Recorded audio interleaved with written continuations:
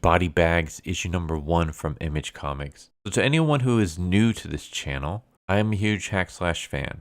Is my favorite comic book franchise ever, just barely edging out Teenage Mutant Ninja Turtles. Cassie Hack is my favorite comic book character of all time. And I know that might be very, very weird to say, because I just have weird tastes, I guess. Like if you were to ask me what's the greatest movie ever, some people might say Citizen Kane, some people might say The Godfather. I would say Tremors. Tremors is the greatest movie of all time. It is perfection. So yeah, huge fan. Super happy that Hack/Slash is coming back, even if it's just a little mini-series. Super happy that we're getting the original Hack/Slash creator to write this mini-series. And super happy that we're getting the original Hack/Slash artist to illustrate this mini-series. That's kind of like the only thing I'm really super happy about. Because unfortunately, Hack/Slash hasn't been all that great. It was a pretty decent back-to-school run, but even that run was pretty flawed and had its issues that I've discussed in previous videos. But other than that, we've had some just really weird crossovers. This is another one that just doesn't really fit, in my opinion. I just don't see this working well. Body Bags is the kind of weird, violent, dark comedy that works better with something like Savage Dragon than with something like Hack/Slash. So I'm not too familiar with Body Bags. I just kind of know the basics, that it's basically about a dad named Clownface, or at least that's his worker name, and he has a daughter named Panda. And they basically are like assassins, but they're assassins that hunt down criminals. That's pretty much all I know. And that it came out in the 90s at some point. I think it was like mid to late 90s. That's my only knowledge of Body Bags. So let's just get right into this because I've been rambling for a bit too long. So we start off with some punks at a cemetery where they are pouring one out for their mama. And then they see some weird stranger in a trench coat, basically giving his own condolences to someone else, to another grave. And they go to rob him, and he just basically slices their necks and kills them. And this turns out to, I believe this is Bloodstrike. Bloodstrike appeared in one of the previous Hack/Slash crossovers that I also covered on this channel. I forgot the name of it. I think it was something like Kill Your Idols, I think. Where basically she fought against like superheroes that turned evil or something. One of the characters is named like Bloodstrike. And yeah, he basically mentions that the girl with the sun in her breast, she gave me some of her light to bring to the darkness. And she doesn't want it anymore because you're gone, my love. And then we see Cisco Valentine. I don't know if Cisco Valentine appeared in Body Bags. I'm assuming so. And that's when we cut to the Awful House. Yeah, great pun. And Cassie and Vlad are looking for this slasher called Edgelord. And they are in Terminus, which is a fictional city in Georgia, which is in Body Bags, I believe.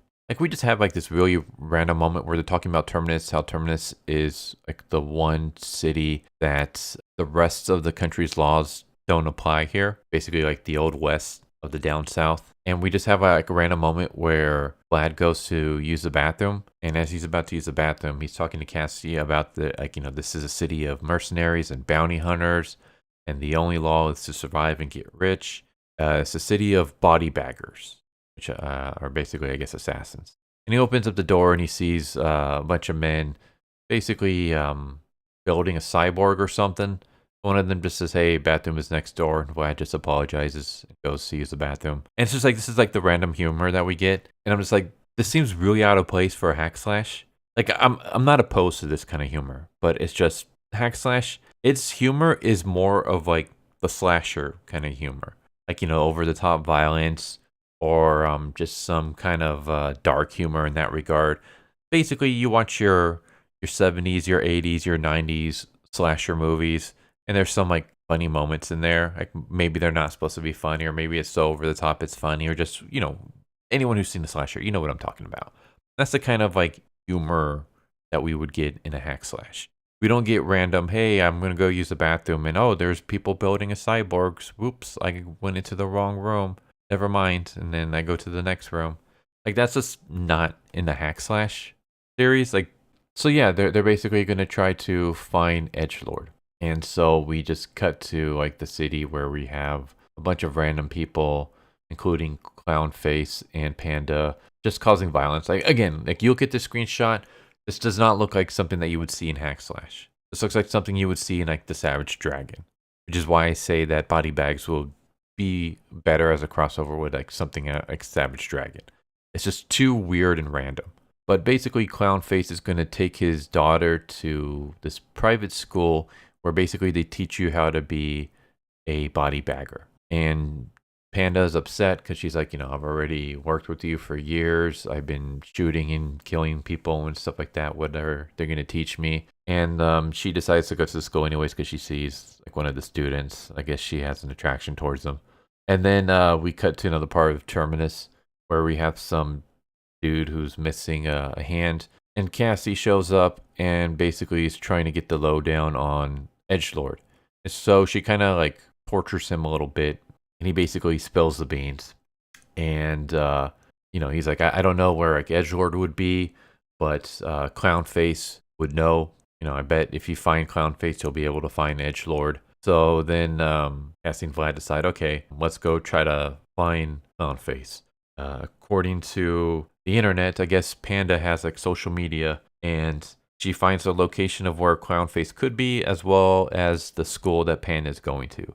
So she decides, okay, Vlad, you go and find this location, see if Clownface is there. Meanwhile, I'm going to go to the school and try to find his daughter, and maybe I can find him that way. Basically, we're going to try to find this guy, and we have two options, so let's split up and find this guy. And then we cut to the sheriff's office, which is basically something straight out of RoboCop.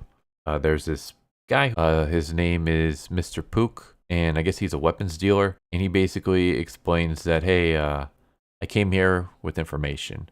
You basically knock off some of my crimes, and I will hand you the location of Cassandra, Cassie Hack, and her associate Vlad.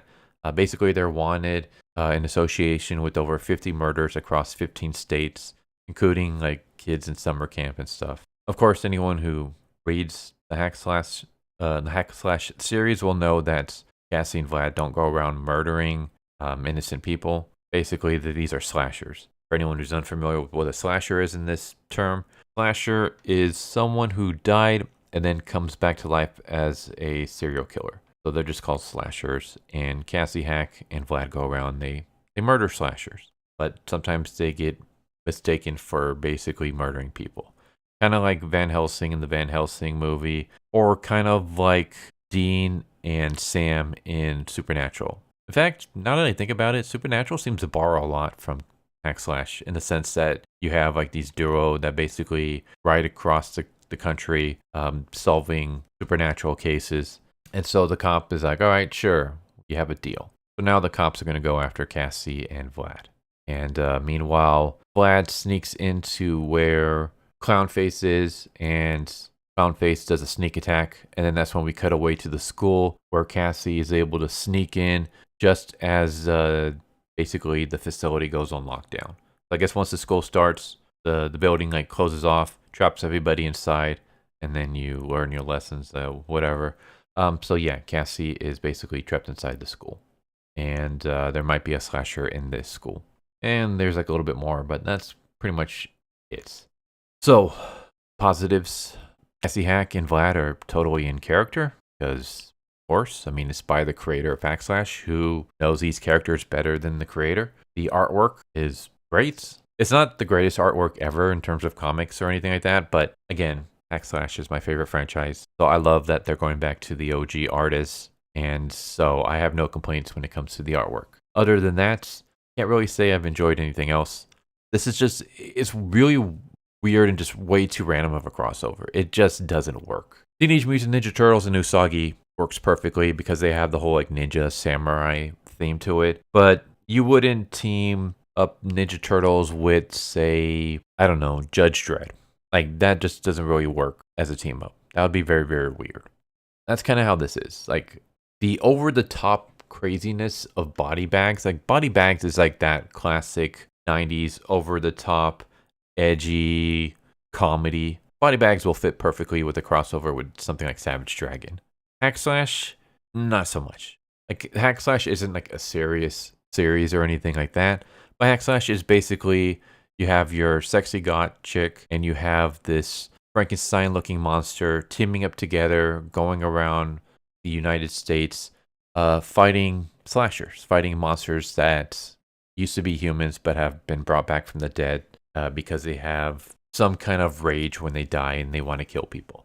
So it's basically you take your final girl from slasher movies and you make her like a hero, or she just goes around, she starts hunting other slashers. That's pretty much what hack slash is. And so hack slash has that slasher feel to it, that slasher vibe. And even like some of the teen horror movies that have come out in like the late 90s, early 2000s stuff, like Freddy vs. Jason and stuff. Like even though those kind of have some humorous moments in it, it's not like super completely over the top. Whereas Bodybags is. So now you're trying to fit these two characters into this world that's just way too over the top, and it just doesn't work for me. Maybe you'll think differently. I don't know. I've been hating these crossovers. Like hack slash has had a lot of crossovers, but they're mostly with like other slasher franchises. So you've had like Cassie Hack hunting down the Hatcher. You've had Cassie Hack and Chucky, like stuff like that. Stuff like that works. You even had like a Cassie Hack Suicide Girls. But at least like that one was kind of weird, but at least that one had like a slasher involved and it still had the same like kind of slasher theme. It was just now we have a bunch of porn stars involved as well. But it still kind of fit. But Cassie teaming up with superheroes, Cassie, you know, in body bags, like these past few crossovers have just been very, very weird. It just doesn't work for me. And I'm kind of hoping we just go back to Cassie Hack and Vlad just on their own hunting slashers. And if you got to team them up with like other crossovers, team them up with something within the same vein. Like I can see here with like a John Constantine type. Like obviously you're not going to see an Image DC crossover, but I mean there are other supernatural characters in Image I'm sure will be like a better crossover. I mean you're pumping out so many Spawn stuff. Maybe like a hack slash and Sam and Twitch. Like that could be a very interesting one where Sam and Twitch come across like a murder that happens to be with a slasher, and then Cassie and Vlad show up, and you know the four work together to hunt down this slasher. Like that would be a better crossover. Like that would be something that would fit more. Body bags just isn't the thing. I don't know. Maybe it's just I'm being too pessimistic, but as a huge fan of hack slash, this issue didn't really do anything for me, which is very, very sad for me to say, because again, like this is my favorite franchise. This is my favorite character. I obviously want to love this series. Like I want to love everything that she's involved with because I love the character so much. I don't want to hate on hack slash, but it's been very hard to be a hack slash fan and just have a good time because yeah, we've just not been getting the best when it comes to this franchise, and this issue isn't doing it for me. I'm going to keep with it though, because it's hack slash, so obviously I'm going to read it till the end. But hopefully things get better. I don't know, man. I'm just not feeling this one. But enough of me rambling. There you go. There's hack slash body bags issue number 1 from Image. I didn't care for it, which is a shame. But I hope you cared for this video. I hope you enjoyed it. And I hope to see you next time. Take care. Later. Thank you for watching my video. I hope you enjoyed it. If you didn't, I still want to thank you for watching it this far, and I hope the next one is more to your liking. With that said, thank you once again, and I hope you guys and gals have a good one. Later.